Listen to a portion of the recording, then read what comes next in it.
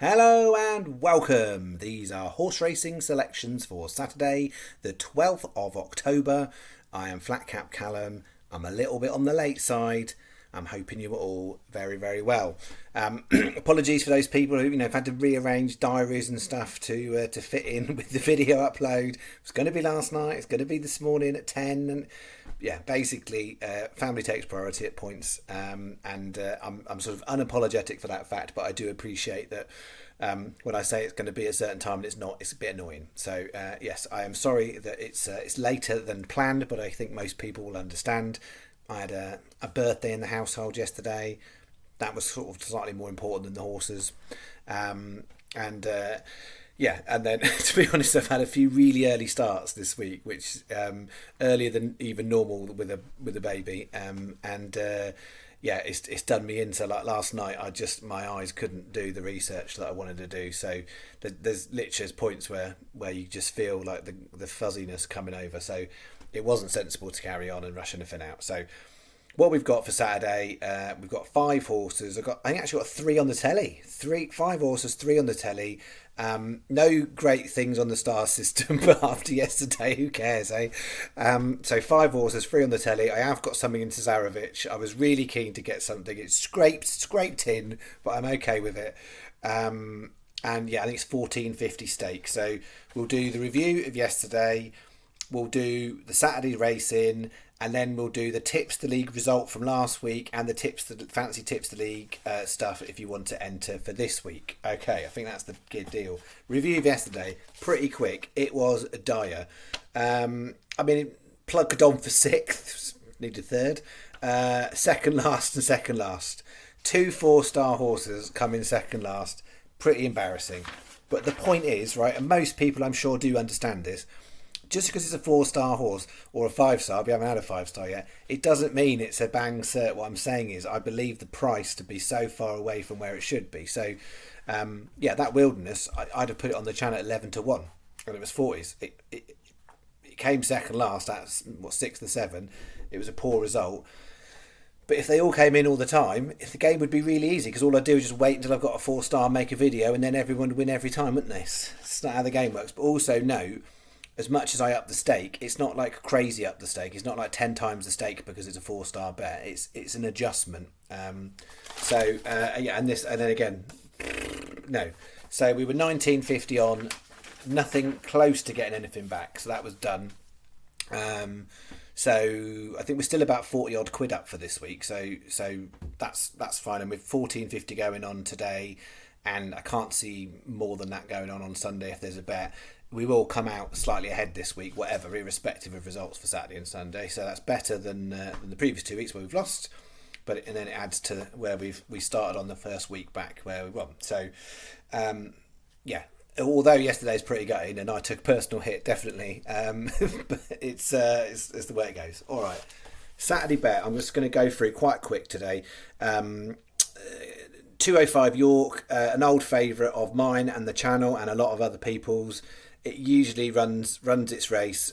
Paul Moran gets on well with the horse. A little bit on the shorter side, but it does go well at York. Ground versatile. Does it look handicapped to win the race? No, but it never does. But it usually runs credibly. So Yuki Glen 18 to 1, 240 York Hyperfocus. I was between a few in that race. That's definitely the one with the value. Again, York form is really important at York. It likes the dodgy ground, which has got distance, minor query whether it's optimum, but I think it's a really good price for it. So Hyperfocus 33s, 340 scraped in Bashful Boy. Ran well in the race last year, not really done much since, so there's a potential that it could be targeted for the race. Really not sure about the jockey booking. I've got no challenge with Josephine Gordon as a jockey, but just I can't see that she's ever ridden for David Pipe, and I can't see she's ever ridden for the owners, so I'm not quite sure where the jockey booking comes from. To be honest, I would have thought they would have want to put on like a £3-5 claimer on or something and take a little bit more weight off. So unusual. So that's Bashful Boy. 435. There was some debate for me about this. It's been a big drifter overnight. It's run in this corresponding race for the last 2 years. Last year it was second last, ran no race. The year before it was second off £1 lower. The thing with this horse is you got to work out with Kitty's Light, where's the target, because historically it's pretty much run Scottish National and whatever the Bet 365 back in my day. I remember it as the Whitbread, but at Sandown, so the spring long distance chases where it does well. Ran in the Grand National last year, as most of you remember. It came fifth. Unless it does some sort of performance this year, up until that point, it's not going to get in the Grand National. So they need it to run well at somewhere and potentially win a race. So if you were trying to be safer with it, you'd maybe get it ready to run this time at Chepstow, where you know it likes the track. Get in a performance, win the race, and then put it over hurdles or put it over, distances that are inadequate or whatever else you might do, so that you then keep it fresh, ready for the Grand National. That is what you might do. If you don't run well on the first time out, it's going to drop a few more pounds, and then they're going to be really challenged in terms of what to do with it to get it to a weight that will qualify for the Grand National. So I'm chancing my arm a little bit here with Kitty's Life, but it's in because it's in terms of actual bare form, it's massively overpriced. Whether or not it will try, I don't know. 650 Chelmsford, Crimson Sand. Been out of form, but optimum conditions, so I've put it in. There's, again, a question mark. So nothing stand out here. I should have said as well, I've not done the start. 1 star, 1 star, 1 star, 2 star, 2 star. That's how it came out. So stake for the channel usual 5 horse bet, 10 times 20p win doubles, 10 times 15p each way trebles, 5 times 15p each way fourfolds, 25p each way fivefold, and then 75p each way singles, all 5. If you want to do a Canadian or a Super Yankee to make your life easier, then you're completely entitled to, but that's how I'm doing the channel stake. And then Sky stand out for extra places, definitely today. If you're doing Sky, take the SP. I'm not worried about any of these being price crashes, so take the SP if you're doing Sky. 365 and Unibet are joint second best for place terms. Paddy and Betfair are joint fourth best for place terms. 14.50. That's the channel bet for Saturday. All right, Tipster League. I mean, if you've been wanting to find out the result of the Tipster League, you've been having to wait on a lot because the only people who know me and Stephen. So there's your name in Sharpies, folks. Fluff 60, whoever you are, Fluff 60. Well done, you rocked it last week. 85 quid profit. Then we've got a regular there. John P 3500 5440. We've got Buzz 1865, which I think is a new account for the competition, behind the stable door. And then we've got a joint fifth, Mark Jones, Mike Fletcher, Scott Harvey, Samar Kevin at 8th there, usually does well, Justin Peachy and Simon Johns. Overall, what that means is for the leaderboard, and I'll put all this, I'll update it. So what I'll do is I'll put the Tips League comment and I'll update with the full result a bit later. Strosman's still on the top, but Mike Fletcher is not far behind him now. I think he's about 29 quid behind, so not much in it. And then Des Gibbons is still sat on third for the whole of the year. But that 85 quid, just to give you for Fluff 60, that's put him or her, who knows the gender of Fluff. I'm not getting out in that debate. So 10th. So Fluff 60 is 10th overall with just one entry 1 week straight in there. So it can be done. And we've got some interesting handicaps today where you could get some decent prices. So if you want to enter the Tipster League, it is free. The prize is Pride. Each week we announce the winner. We'll do a month winner, and then we'll do the end of the year winner. All the prizes are Pride, so it's really worth playing for. The key thing is you follow the instructions, folks, because it makes my life easier, it makes Stephen's life easier, and Mike Fletcher, who did a brilliant job last week of trying to manage some of the comments and stuff for me. The most important thing that most people don't seem to understand straight off the bat is you have to enter by replying to the comment on this video. So this video has a comment about the Tipster League. Reply to that comment to enter. If you don't reply to that comment, it's not added. I don't want the comment section getting super busy.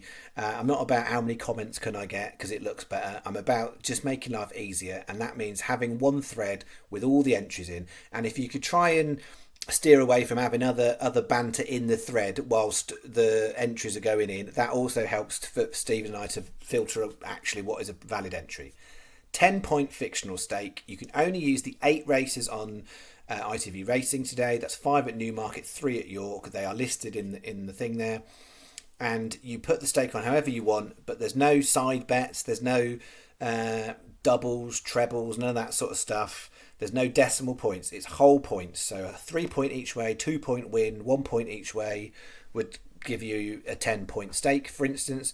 But you could put your 10 points all on one horse, 10-point win, 5 each way. You could put it between 2, you could put it between 3.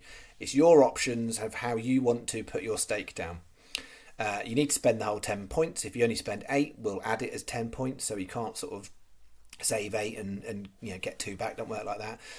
If you overspend, it will be an invalid entry, but if you can write it in the way that I've done in the example on the comment, it really helps to be able to extract the data and put it in a spreadsheet. Stephen's been working really hard over the summer to make some super duper whizzy spreadsheet, because he is a data monkey in a bigger way than I am when it comes to stuff like that. So, he's done a grand job at putting it all together.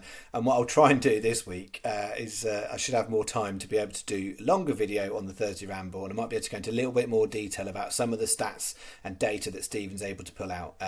Likewise, Stephen might put some of that stuff in the comments. If you're watching, Stephen, feel free to do that, and I can put it in you can share it, or I can, on a different video, I can pin it to the top so people can see. All right, that is me. I'm thinking there's probably some stuff to go at tomorrow, so I'm likely thinking there's one more video this week, but I will let you know. Good luck with whatever you are doing on Saturday. Enjoy your weekend. I am now having a day at home where I'm doing all sorts of so if I say building things, it makes it sound like I'm a really decent handyman. I'm a good problem solver. I'm not necessarily a good handyman. I'm not I can't open cereal packets without ripping them. So I've got to do a bit of building, a bit of rearranging, a bit of sorting and a bit of tidying today. So rock and roll lifestyle for me. All right. Thank you very much. Have a good day. Bye bye.